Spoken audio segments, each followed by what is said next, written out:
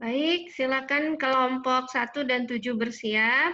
Terima kasih Indri. Seperti biasa, silakan presentasi maksimal 20 menit.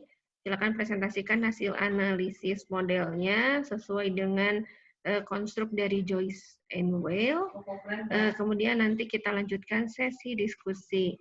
Silakan kelompok kaum Adam untuk langsung membagikan tayangan di layar.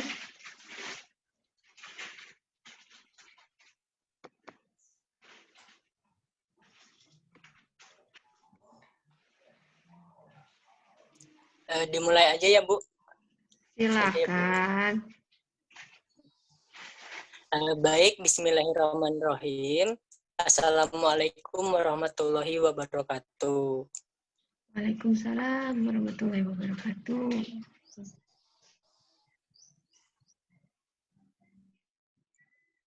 Mohon izin semuanya, kami tentang model pembelajaran problem based learning. Nah, kami dari kelompok 1 yang beranggotakan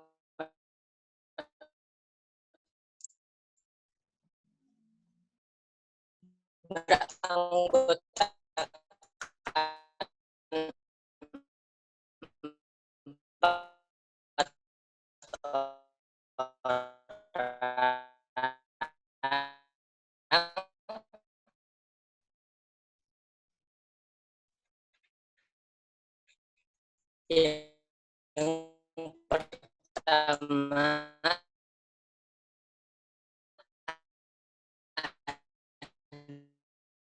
dan Bagus Andrean Muhammad Paris. Saya problem akan diajarkan. Selanjutnya Riz. Yan, kurang jelas Yan? Oh, Yang patah-patah lain ya, Bu? jelas tidak? Iya, yang lain jelas tidak, Rian? Tidak jelas. Patah juga, Bu. Patah-patah. Aduh, gimana dong, Bu? Rian, sinyalnya sih kurang ini, Bu. Nah, sekarang bagus. Diulang aja, Bu. Nah, silakan lanjutkan. Share screen dulu tayangannya. Udah ada, Bu. Yang lain tayangan PPT Rian sudah ada belum? Ada, Ibu. Ada, Bu. Ada. Oke. Kok di-set? Oh, tayangannya salah. Oke. Silakan. Lanjut, Ya, Rian. patah-patah. Gimana? Langsung dari analisis model, Riz. Ya, analisis model.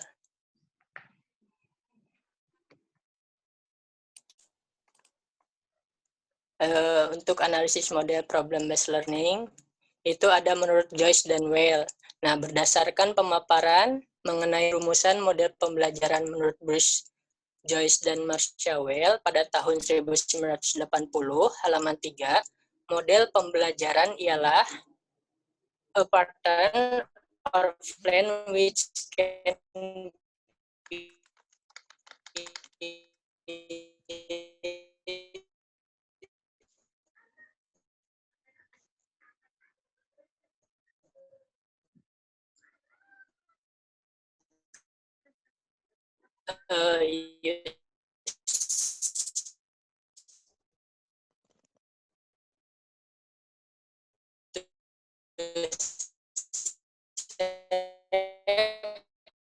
curriculum or course to select instructional material and to guide a teacher.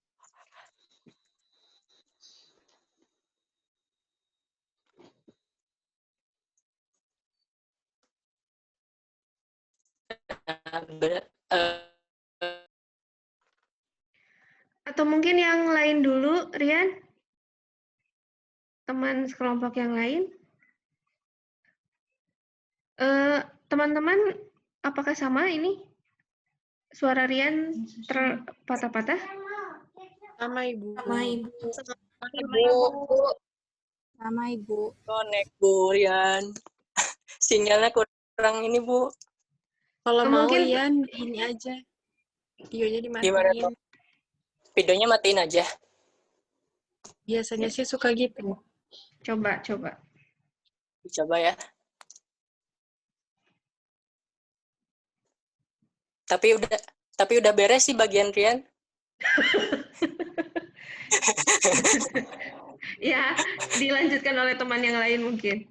Ya, selanjutnya akan dilanjutkan oleh Rizky Apianto. Kepada Rizky Apianto dipersilahkan.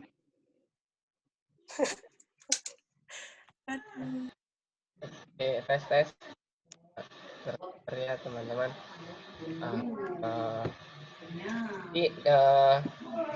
Di sini ini berdasarkan pemaparan itu bahwa rumusan model pembelajaran menurut Bruce, Joyce, dan Marshall ini, maka model PBL ini punya konsep seperti yang di sini dijelaskan bahwa A ini ada orientasi model.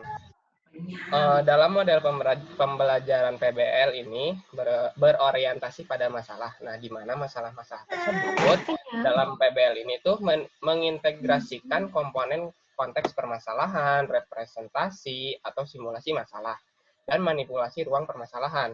Nah, masalah yang diberikan kepada peserta didik ini dikemas dalam bentuk I'll define. Nah, selanjutnya, Riz. Nah, yang kedua ini ada model belajar. Nah, model belajar ini terbagi menjadi 3. Nah, yang pertama ini ada sintak. Nah, sintak di PBL ini memiliki 4 fase. Yang pertama ini ada penyajian masalah, yang kedua ada diskusi masalah, yang ketiga ada penyajian dari solusi masalah, dan yang keempat ada mereview atau menganalisis dan mengevaluasi pemecahan masalah. Nah, kita akan lanjut ke fase pertama, penyajian masalah. Nah, di sini ini peserta didik pertama-tama disajikan suatu masalah. Nah, selain itu, kegiatan ini juga kita sebagai guru menjelaskan tujuan permasalahannya atau tujuan pembelajaran juga, lalu menjelaskan logistik yang diperlukan atau barang-barang apa saja yang diperlukan, dan memotivasi peserta didik dalam aktivitas pemecahan masalah gitu. Jadi kita juga memotivasi peserta agar mereka juga semangat buat mengerjakan suatu masalah tersebut. Selanjutnya, Riz. Nah, yang kedua ini ada fase diskusi masalah. Nah, di sini ini siswa atau peserta didik mendiskusikan masalahnya dalam kelompok kecil gitu. Jadi kita membagi anak-anak itu dalam kelompok kecil. Nah, lalu siswa mengklarifikasi fakta-fakta yang ada dalam suatu kasus, lalu didefinisikan atau diartikan. Siswa mengidentifikasikan gagasannya dengan berpijak pada pengetahuan yang telah diberikan pada sebelumnya. Nah, lalu siswa menelaah apa yang mereka butuhkan untuk menyelesaikan masalah. Misalnya mereka membutuhkan suatu barang atau apa gitu. Nah, lalu siswa juga mendesain suatu rencana atau tindakan untuk menggarap masalah. Nah, di sini ini kita sebagai guru hanya memfasilitasi aja biar semuanya ini berjalan dengan lancar seperti itu. Nah, untuk di fase ketiga ini ada penyajian solusi dari masalah. Nah, kita membantu peserta didik dalam merencanakan dan menyiapkan penyajian solusi dari masalah dan membantu mereka untuk membagi tugas dengan temannya gitu. Jadi kita ini membantu anak-anak biar nggak pakai kekeh buat ini tugas dia, ini tugas siapa. Jadi kita membantu mereka buat pembagian tugasnya gitu agar rata gitu. Nah, yang keempat ini ada fase mereview atau analisis dan evaluasi untuk proses pemecahan masalahnya, yaitu kita bersama siswa dan ataupun peserta didik ini kita mereview apa saja penyelidikan yang telah digunakan, apa saja prosesnya, bagaimana berjalannya suatu pemecahannya suatu masalah tersebut. Selanjutnya, Riz. Nah, yang kedua ini ada sistem sosial. Nah, sistem sosial dalam PBL ini sifatnya kooperatif ya, teman-teman. Jadi antara guru, lalu siswanya juga, terus dari siswa ke siswa juga saling bekerja sama gitu. Jadi mereka dalam sebuah tim mendiskusikan masalah juga, itu bekerja sama. Nah, jadi mereka juga dapat membrainstorming gagasan-gagasannya dalam sebuah pemikiran kritisnya dan kreatifnya masing-masing agar suatu masalah itu bisa terpecahkan gitu. Nah, guru ini di sini kita berupaya dengan memilih cara proses kegiatan yang bisa buat anak dan kita ini berkolaborasi gitu. Bagaimana caranya anak dan kita ini berkolaborasi dari mulai awal pembagian, dari mulai proses dan sebagai kesimpulannya juga kita akan berkolaborasi gitu. Nah, suasana di sistem sosial ini biasanya cenderungnya demokratis. Nah, guru dan peserta didik memiliki peranan yang sama, yaitu memecahkan masalah dan interaksi siswa ini dilandasi dengan kesepakatan kelas gitu ya, yang seperti dibicarakan tadi yaitu kooperatif, artinya kita semua bekerja sama gitu. Nah, yang terakhir ini ada prinsip reaksi. Nah, prinsip reaksi yang ada di PBL ini kita hanya sebagai fasilitator untuk pemecahan masalah saja gitu.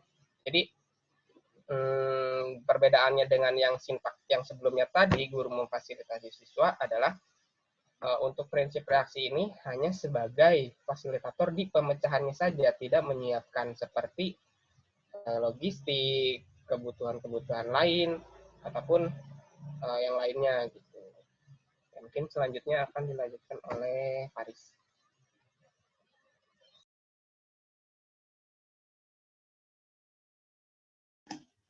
Assalamualaikum warahmatullahi wabarakatuh. Perkenalkan, nama saya Muhammad Faris Nur Isnadi Negoro dengan NIM 1807122. Di sini saya akan melanjutkan materi yang telah disampaikan oleh Kiki. Yang keempat itu ada sistem pendukung.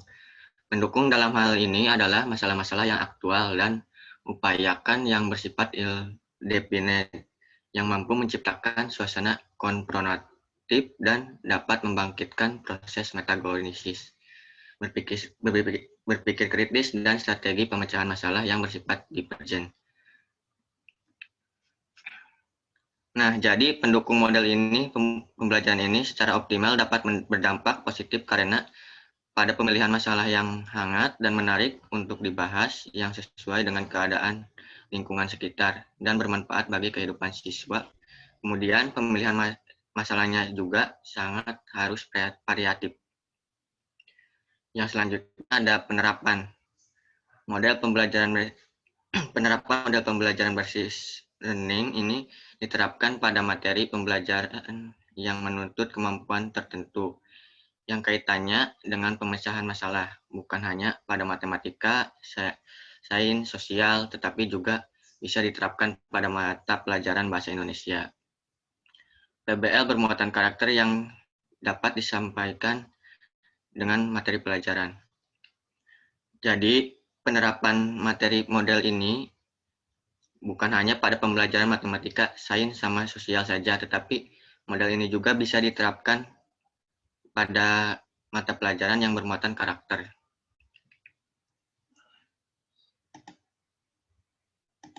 Selanjutnya ada dampak instruksional. Salah satu keberhasilan proses pembelajaran adalah peserta didik merasa senang, di mana guru memampukan diri untuk memfasilitasi pembelajaran yang sesuai dengan karakteristik peserta didik. Dalam model pembelajaran berbasis learning ini, pemahaman, transfer pengetahuan, keterampilan berpikir kritis, kemampuan memecahkan masalah, dan kemampuan komunikasi ini merupakan dampak langsung pembelajaran. Dampak penyerta peluang peserta didik memperoleh pengetahuan, meningkatkan keterampilan memecahkan masalah, meningkatkan kemampuan untuk memperoleh pengetahuan yang relevan, membangun pengetahuan sendiri, menumbuhkan motivasi dalam belajar, meningkatkan keterampilan peserta didik dalam berpikir, meningkatkan komunikasi, dan bekerja sama dalam kelompoknya. Nah, dalam model ini berdampak bagi siswa untuk membuat siswa lebih aktif, potensi siswa juga lebih berkembang, dan siswa dapat mengaplikasikan materi yang didapatnya.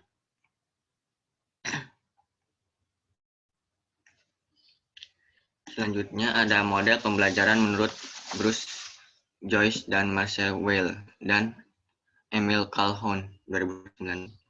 Dikelompokkan menjadi 4, yaitu ada kelompok model yang memproses informasi, kedua ada model mengajar sosial, dan ketiga kelompok model pengajaran personal, keempat model sistem perilaku. Dan semua model pembelajaran tersebut memiliki unsur berupa sintaks, sistem sosial, prinsip reaksi, sistem pendukung, dan dampak instruksional pengiring. Baik, cukup sekian dari saya. Selanjutnya akan dilanjut oleh Bagus Andrian. Oke, terima kasih Pak Riz. Selanjutnya saya akan membahas tentang model pembelajaran antara teori dari Joyce and Weil and Calhoun dengan model PBL. Mungkin sedikit menjelaskan tentang PBL. PBL itu merupakan pembelajaran yang menghadapkan siswa pada masalah dunia nyata. Untuk memulai pembelajaran, masalah diberikan kepada siswa. Sebelum siswa mempelajari konsep atau materi yang berkenaan dengan masalah yang harus dipecahkan, dengan demikian untuk memecahkan masalah tersebut, siswa akan mengetahui bahwa mereka membutuhkan pengetahuan baru yang harus dipelajari untuk memecahkan masalah yang diberikan. Nah, tujuan dari PBL ini sendiri itu untuk mendorong kerjasama penyelesaian tugas antar siswa, terus melibatkan siswa dan menyelidiki pilihan sendiri yang memungkinkan mereka memahami dan menjelaskan fenomena dari dunia nyata. Terus juga salah satunya dapat membangun optimisme siswa bahwa masalah adalah suatu yang menarik untuk dipecahkan, bukan suatu yang harus dihindari. Nah, PBL juga memiliki beberapa kelebihan. Salah satunya itu menjadikan siswa lebih mandiri dan dewasa, mampu memberi aspirasi dan menerima pendapat dari orang lain. Terus menanamkan sikap sosial yang positif di antara siswa. Namun dengan banyaknya kelebihan dari PBL, ada satu kekurangan dari PBL itu sendiri, yaitu memiliki kekurangan diantaranya persiapan pembelajaran, alat, problem, dan konsep yang kompleks. Sulitnya mencari permasalahan yang relevan, sering terjadi miskonsepsi dan memerlukan waktu yang cukup panjang. Nah, kemudian model yang sudah kita analisis dari kelompok 1 yaitu pertama, model pengajaran memproses informasi, yaitu berpikir induktif, penelitian ilmiah, dan sinektik. Nah, di model pengajaran memproses informasi ini, jadi siswa kebanyakan menganalisis data dengan dirancang untuk memecahkan suatu permasalahan dari siswa itu sendiri. Terus, ada model pengajaran sosial, investigasi kelompok, bermain role-playing, penelitian hukum. Jadi, di investigasi kelompok juga memecahkan masalah sosial. Terus bermain role-playing, itu kayak menempatkan diri bahwa selain memahami, kayak, oh iya ya, berarti itu tuh harus kalau sedang, rukun dengan yang lainnya tuh harus begini, kita tidak boleh melakukan hal ini sama teman gitu. Jadi secara tidak langsung memahami materi, namun juga kayak memecahkan atau problem solving diri sendiri. Terus penelitian hukum itu sama dengan investigasi kelompok, namun dalam penelitian hukum itu skalanya lebih besar gitu, seperti ranah nasional dan internasional. Terus yang ketiga itu ada model pengajaran personal, yaitu pengajaran tanpa arahan. Nah, di sini siswa memecahkan masalah pribadinya dengan bebas. Terus yang keempat ada model pengajaran sistem perilaku, belajar menguasai dan instruksi terencana, terus belajar dari simulasi. Jadi belajar menguasai itu kita di dalam belajar menguasai itu, jadi siswa dituntut untuk bebas dalam memahami materinya. Jadi misalkan kita menggunakan media audiovisual, siswa dituntut untuk kayak bebas melakukan tekniknya masing-masing. Ada yang contohnya seperti ini, seperti kayak mengulang-ulang dari video tersebut ataupun mendengarkan dengan audionya saja. Jadi siswa menemukan masalah untuk memahami suatu materinya itu sendiri. Terus ada belajar dari simulasi, seperti role playing tadi.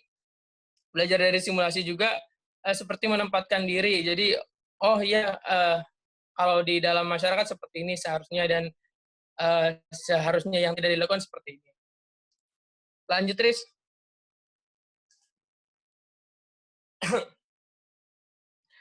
Nah, terus kita sudah merancang sebuah RPP, yaitu Problem Learning, untuk Satuan Pendidikan SDN 1 Andrekia, kelas 5, semester 1, tema 2, topik peristiwa dalam kehidupan, subtema 1, macam-macam peristiwa dalam kehidupan, pembelajaran 3, mata pelajaran tematik IPA, Bahasa Indonesia, dan PKN.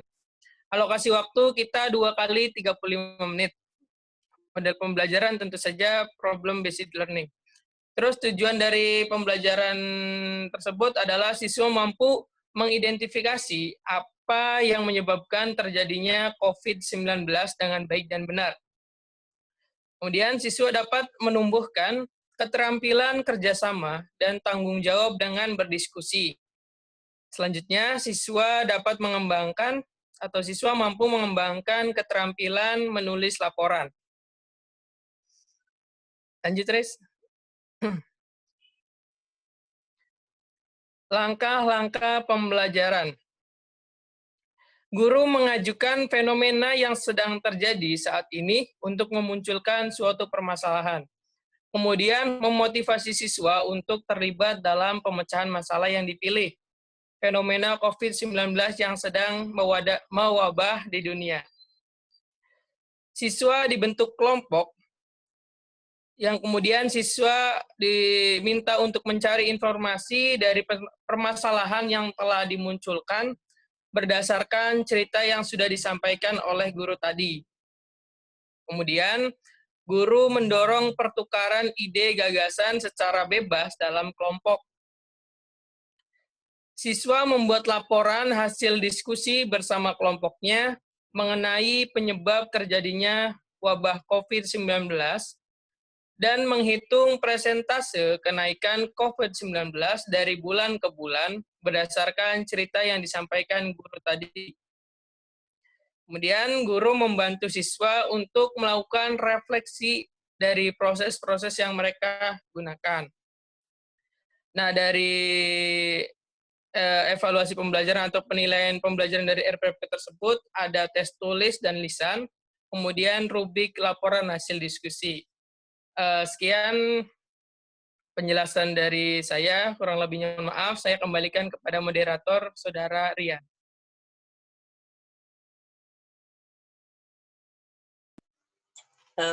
Mungkin sekian yang dapat kelompok 1 sampaikan, kurang lebihnya mohon maaf. Assalamualaikum warahmatullahi wabarakatuh.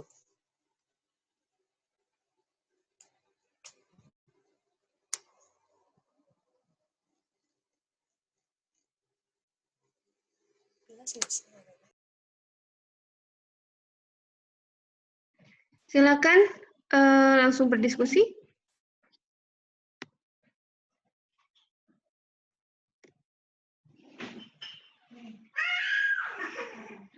Silakan teman-teman, bila ada yang ingin ditanyakan kepada kelompok 1.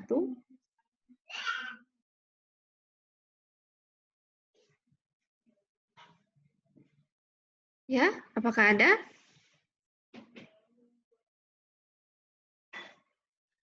Belum ada?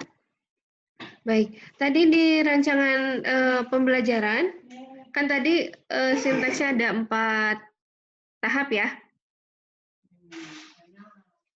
Ya kan? Ki ya, ada 4 tahap Ki. Iya, Bu, Sinteksnya. betul. Ya, coba disesuaikan dengan rancangan pembelajaran tadi di kegiatan inti.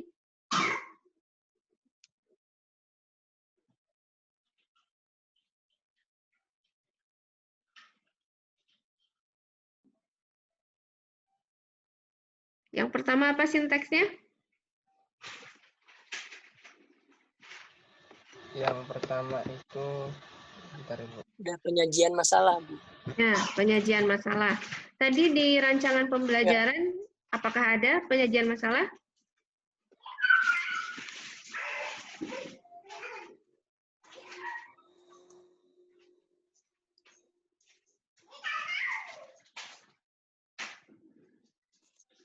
Di kegiatan inti?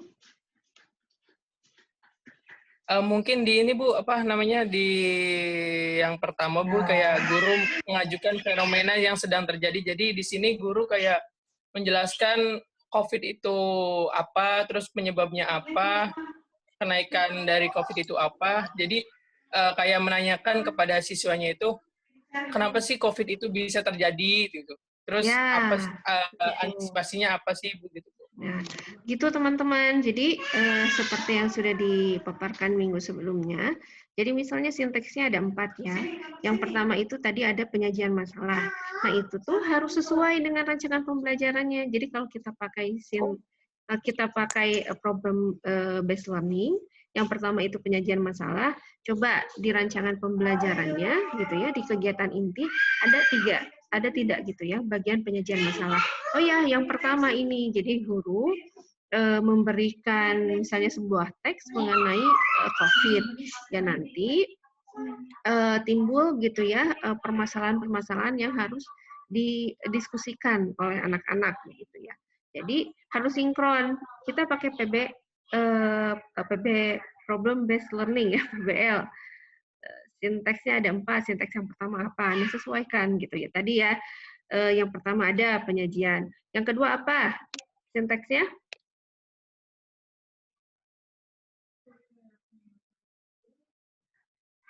Yang kedua apa? Ada diskusi. Ya, tadi penyajian masalah, kemudian yang kedua Diskusi masalah. diskusi masalah. Di rancangan pembelajaran ada?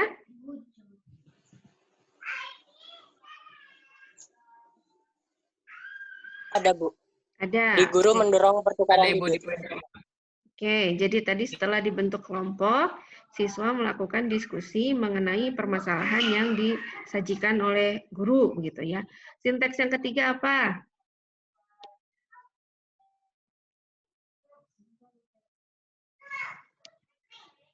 Ya, sinteks yang ketiga. Penyajian solusi dari masalah.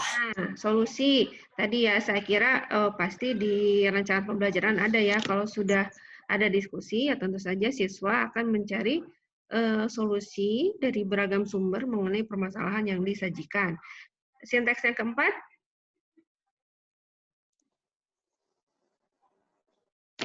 Menganalisis dan mengevaluasi proses pemecahan masalah. Nah, itu tadi mungkin ada ini kan ya, presentasi pelaporan. Ya.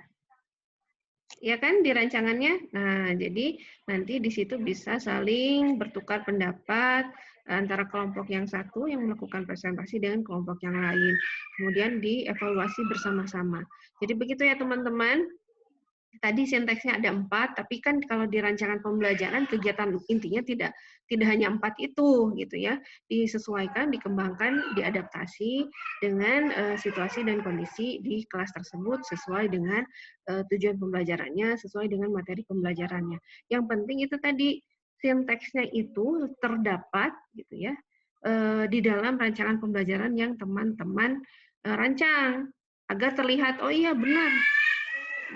RPP ini pakai PBL gitu ya, atau RPP ini pakai PJBL, pakai CPL dan lain sebagainya. Jadi model yang kita pilih itu harus tergambar di dalam tentu saja rancangan pembelajaran atau lesson plan yang kita buat. Begitu. Apalagi nanti bila skripsi ya, teman-teman skripsi memilih model tertentu Ya, tentu saja ketika teman-teman membuat instrumen, salah satunya adalah rancangan pembelajaran harus sesuai dengan teori yang teman-teman pakai di bab 2. Jadi kan pemaparan sinteks, orientasi, model, dan sebagainya itu kan adanya di bab 2. Gitu ya.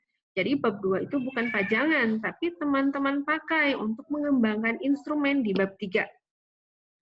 Tadi ya, misalnya mengembangkan RPP, tahapan pembelajarannya ya tentu saja teman-teman harus mengetahui sinteks sesuai dengan teori. Begitu. Baik, apakah ada yang mau ditanyakan dari teman-teman yang lain? Ya biasanya PJBL, PBL, CTL gitu ya. Ini biasanya banyak dipakai ya di dalam pembelajaran kurikulum 2013. Tentu saja dengan pendekatan saintifik. Apakah ada yang ingin ditanyakan kepada kelompok 1? Sudah cukup? Apakah sudah cukup? Silakan bila sudah cukup kita berikan apresiasi untuk kelompok 1. Ya. Baik. Ya. Silakan beri good job di tempat masing-masing ya. Ya, J-double-O, J-double-O, J-double-O, DGOB. Ya.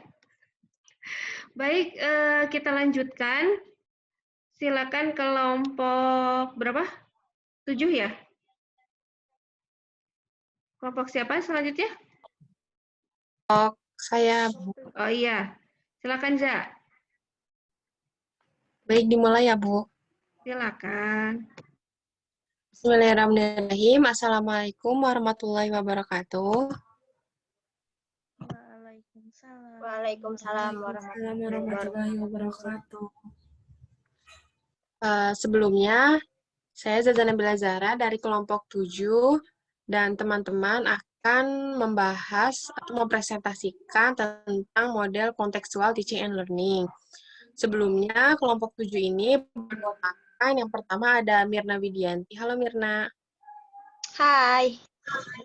Yang kedua ada Rigita atau Rizky. Hai. Dan yang ketiga ada Sri Mariam Islamiati. Halo Sri. Halo Jaja. Oke, langsung saja untuk mengefektifkan waktu, kita langsung ke materi.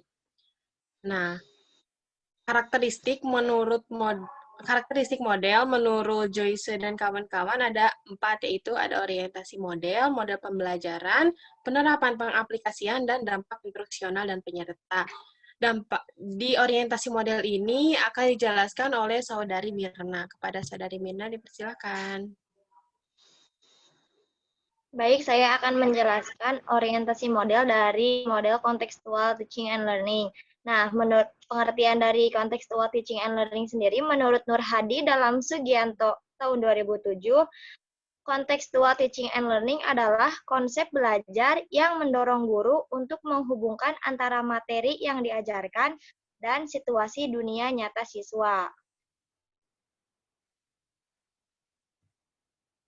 Nah, jadi orientasi dari model kontekstual learning ini berpusat pada dunia nyata siswa atau pada penerapan dalam kehidupan sehari-hari. Selanjutnya, model pembelajaran. Yang pertama ada sintak.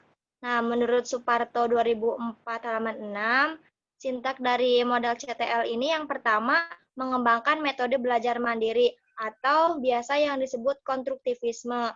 Nah, di sini guru bisa menggali pengetahuan siswa. Contohnya guru bertanya kepada siswa, apa yang kamu ketahui tentang kubus misal. Atau di sini juga guru bisa memotivasi siswa. Kemudian yang kedua, melaksanakan inquiry. Nah, inquiry sendiri itu merumuskan masalah melalui penemuannya dengan berpikir sistematis. Nah, dalam melaksanakan inquiry ini, siswa diberi tugas oleh guru untuk mengamati sesuatu.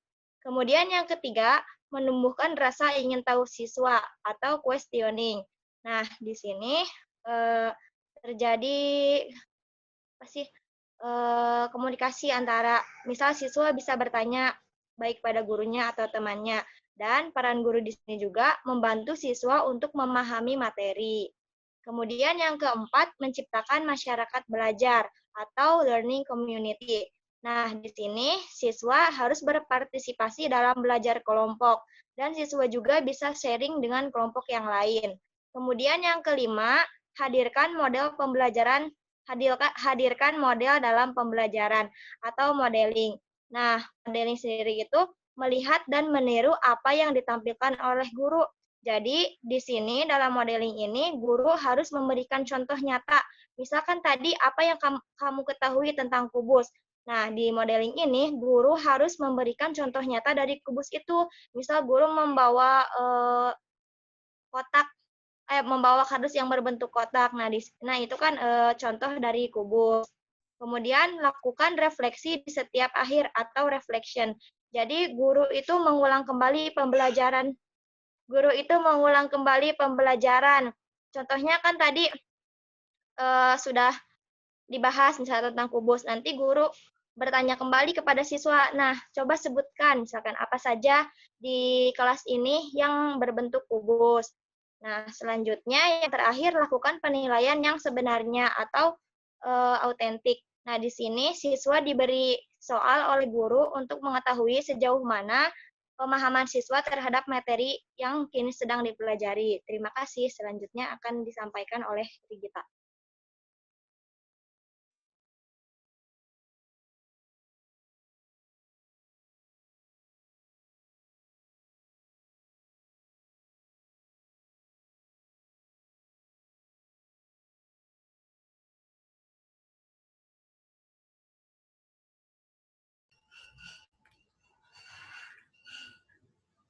Izbi, maaf.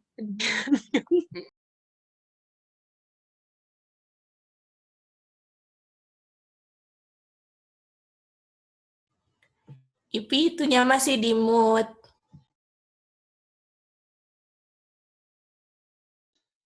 Maaf. Yang selanjutnya ada sistem sosial. Sistem sosial dalam model pembelajaran kontekstual ini berpusat kepada siswa, di mana guru berperan sebagai fasilitator dan moderator. Sebagai fasilitator, guru menyediakan sumber belajar, mendorong siswa untuk belajar dengan melibatkan indera dan intelektual. Nah, di sistem sosial ini, guru hanya menjadi pemandu saja bagi peserta didiknya. Peserta didik lebih aktif dalam kegiatan individu maupun kegiatan kelompok dalam kegiatan belajar mengajar. Nah, yang selanjutnya ada prinsip.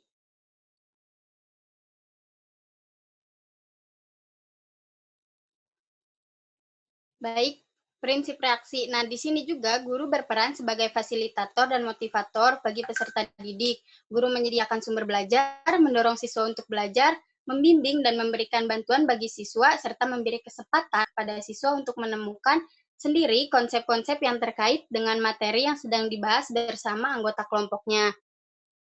Nah, untuk prinsip reaksi ini, guru terdapat pada semua tahap dalam kegiatan pembelajaran. Yang pertama, pada tahap pertama, guru memberikan pertanyaan kepada peserta didik, lalu pada tahap kedua, guru meminta siswa untuk membagi ke dalam beberapa kelompok. Tahap yang ketiga, guru membimbing siswa untuk berdiskusi mengenai materi yang telah disediakan oleh guru. Tahap keempat, guru melaporkan hasil diskusi dengan kelompoknya. Tahap kelima, guru memberikan penjelasan contoh materi yang benar dan nyata kepada peserta didik. Lalu tahap keenam, siswa mengidentifikasi benda-benda di sekitar mengenai materi. Tahap yang ketujuh, guru meminta siswa untuk menyimpulkan materi melalui pengalaman belajarnya. Lalu tahap yang terakhir, guru membimbing siswa untuk mengerjakan LKS yang sudah disiapkan. Nah, yang selanjutnya akan disampaikan oleh Sri Maryam.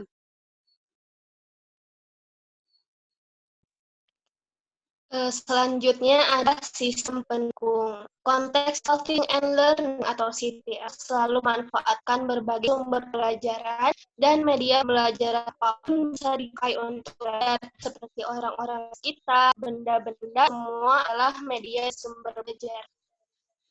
Jadi dalam konteks teaching and learning, banyak media sumber belajar di sekeliling siswa yang dapat digunakan, mulai dari benda atau orang di sekitar. Misalkan ketika mengajarkan hak kewajiban, nah itu guru bisa mengaitkan keluarga dalam pemakaian. Misalkan guru bertanya, "Nak, di rumah kamu suka bantu orang tua tidak?" Nah, contohnya seperti itu. Jadi dalam konteks teaching and learning ini banyak sekali data yang dapat digunakan. Selanjutnya ada penerapan ataupun pengaplikasian.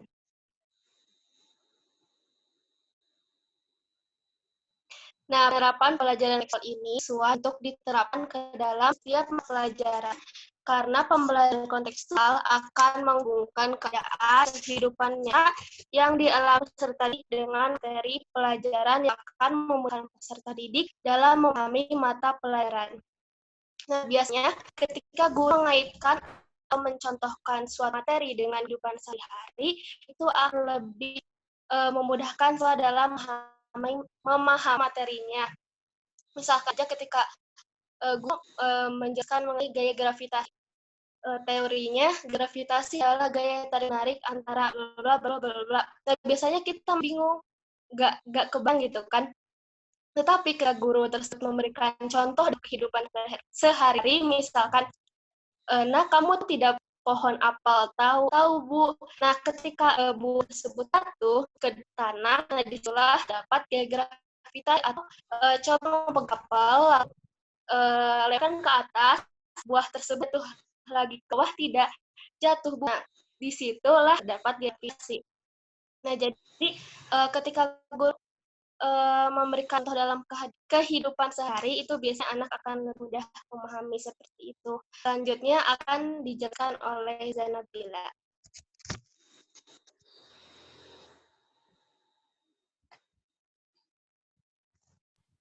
Baik, di sini saya akan membahas sedikit tentang dampak instruksional dan penyerta.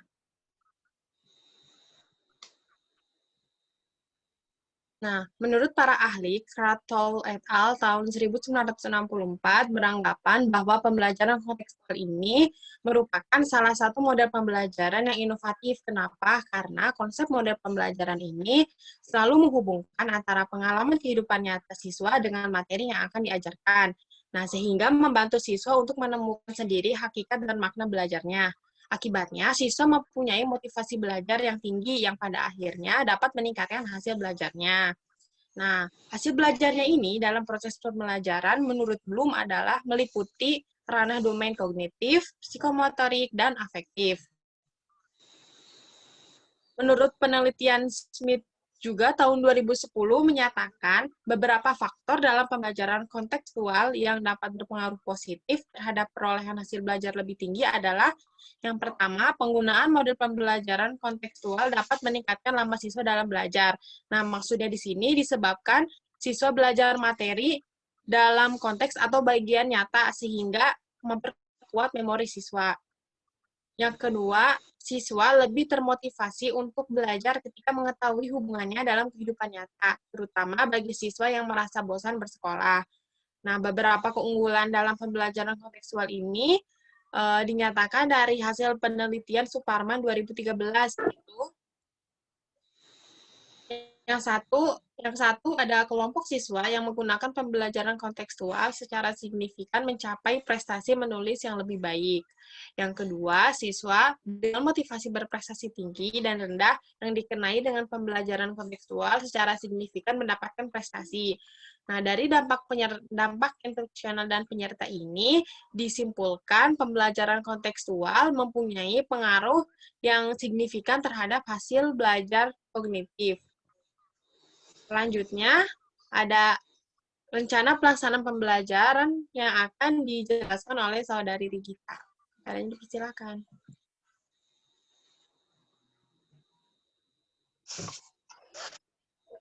Nah, selanjutnya yaitu rencana pelaksanaan pembelajaran yang telah kelompok 7 buat.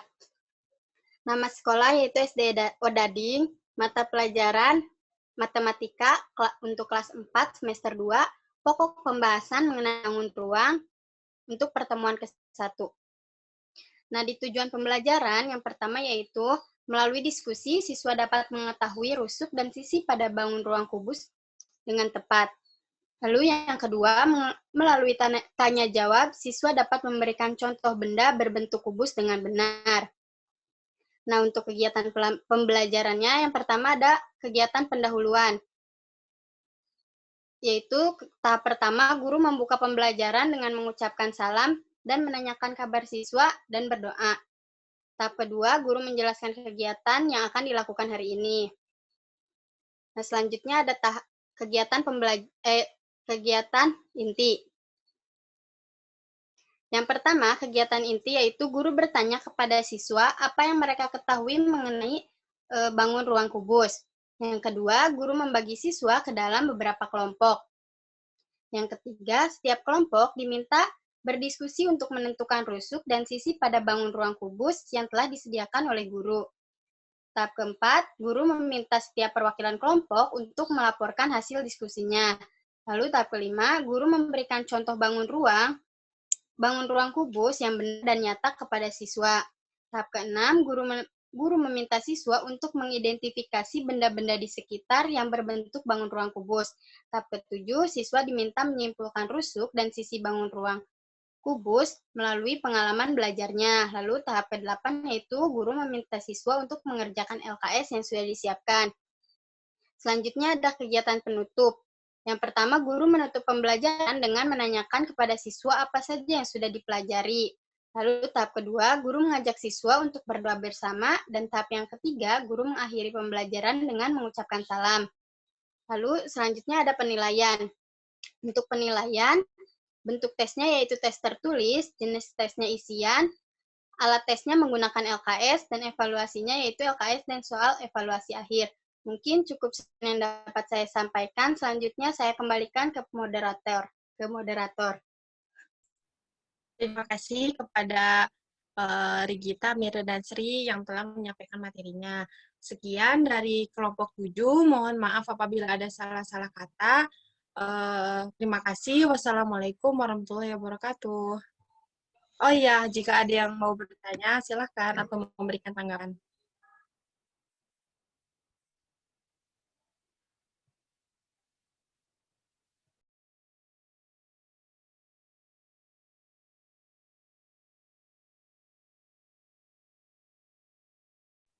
Ada yang mau ditanyakan?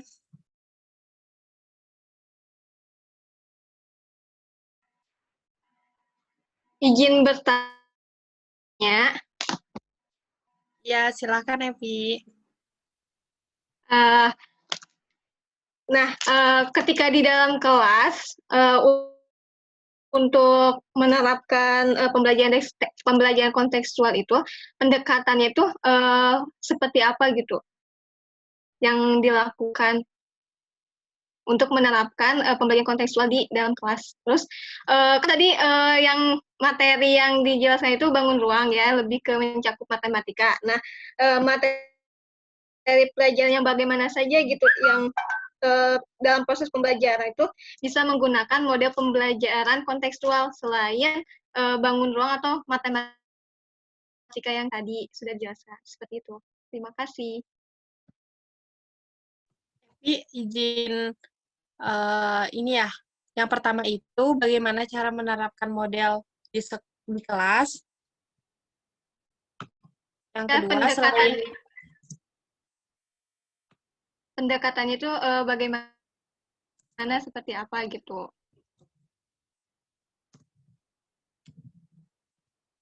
Yang kedua itu selain matematika ya.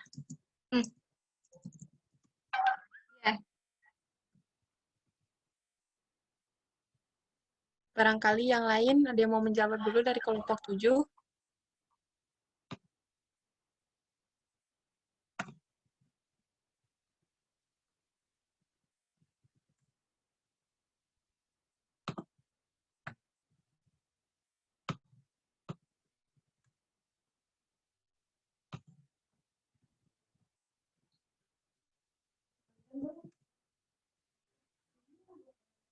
Sebentar ya, Evi. Lagi mencoba memikirkan jawabannya.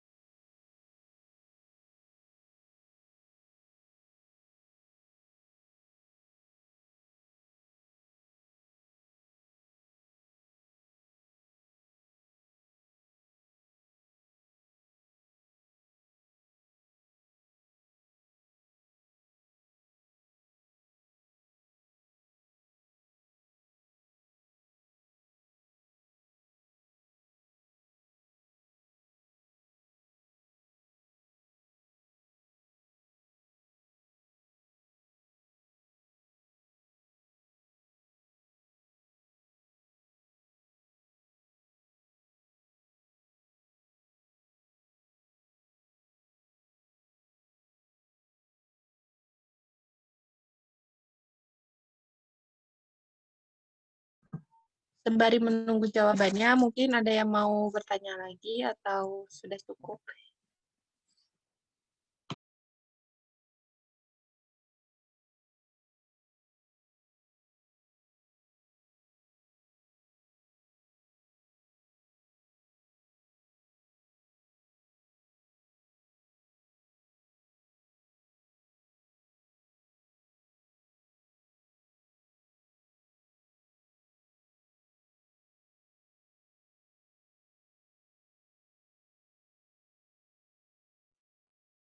Izin menjawab pertanyaan dari Evi.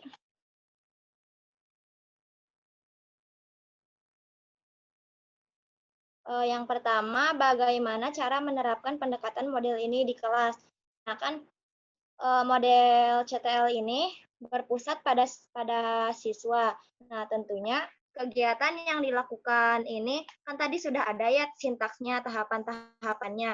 Nah, berarti kita hanya mengikuti RPP yang sudah kita buat saja, karena di sana juga sudah terdapat pendekatannya, yaitu pendekatan pada siswa. Kemudian pertanyaan yang kedua, selain matematika, pelajaran apa lagi?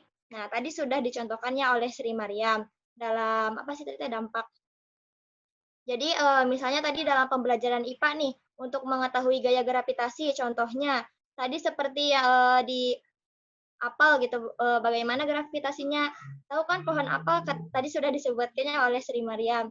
Nah, ketika apel jatuh ke bawah tanah, berarti itu terjadi gaya gravitasi begitu. Boleh teman-teman yang lain untuk menambahkan? Izin menambahkan, Evi, di pertanyaan yang kedua, selain matematika, pelajaran apa lagi yang bisa diterapkan kontekstual teaching and learning? Tadi juga sudah saya jelaskan, misalkan kita mengajarkan tematik ya, mengenai hak dan kewajiban, kita dapat mengaitkan keluar dalam pemahaman, misalkan untuk menunjukkan rasa sayangmu, apa sih yang kalian lakukan Kak di rumah atau bagaimana seperti itu, Evi? Bagaimana, Evi? Ya, baik. Ya, baik. Terima kasih kepada Mirna dan juga Sri. Sudah jelas, Evi? Ya, insya Allah sudah. Mungkin ada lagi dari teman-teman yang ingin bertanya atau memberikan tanggapan, atau sudah cukup?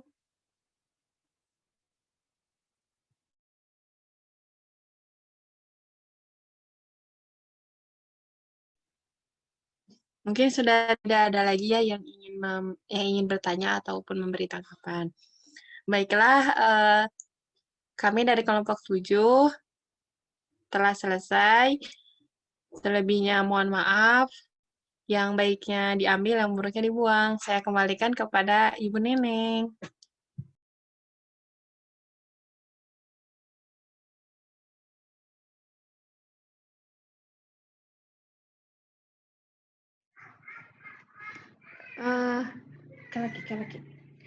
Baik teman-teman, terima kasih atas pemaparannya. Kita beri apresiasi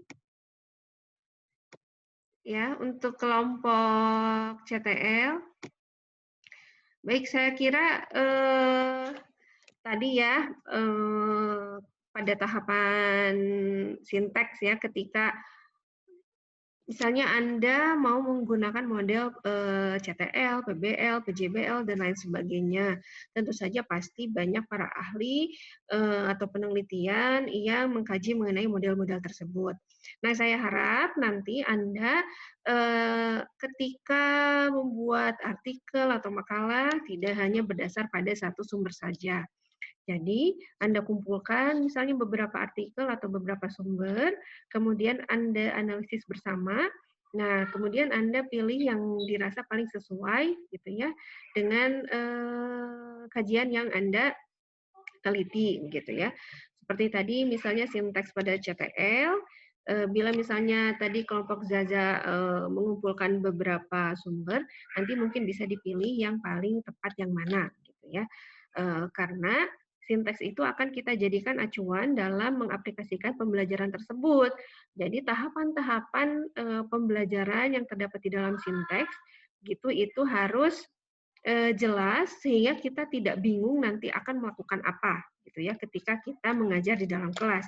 Jadi bila sudah ada sinteks kita bisa jadikan itu sebagai pegangan atau acuan apa saja yang harus dilakukan, misalnya dari A, kemudian B, kemudian C, dan lain sebagainya. Jangan sampai kita sudah punya sinteks tapi masih bingung. Jadi silakan pilih gitu ya yang bisa membuat Anda lebih memahami model tersebut. Jadi pilihlah yang tidak membuat Anda bingung. Baik, terima kasih teman-teman. Sekali lagi kita berikan apresiasi untuk kedua kelompok yang telah tampil. Ya, terima kasih. Alhamdulillah sudah bisa tersenyum ya. Saya sudah melihat Indri tersenyum, Arsinta tersenyum, gitu ya. Tuh, Zaza juga senyum ya. Paris, senyum atuh. Ya, alhamdulillah. Terima kasih teman-teman. Alhamdulillah kita mendapat wawasan atau pengetahuan lagi bertambah 2 model minggu ini. Insya Allah minggu depan akan bertambah lagi 2 model. Semoga ini menjadi bekal bagi kita untuk nanti diaplikasikan di lapangan. Terima kasih atas perhatian teman-teman. Insya Allah bertemu lagi pekan depan. Jaga kesehatan. Assalamualaikum warahmatullahi wabarakatuh.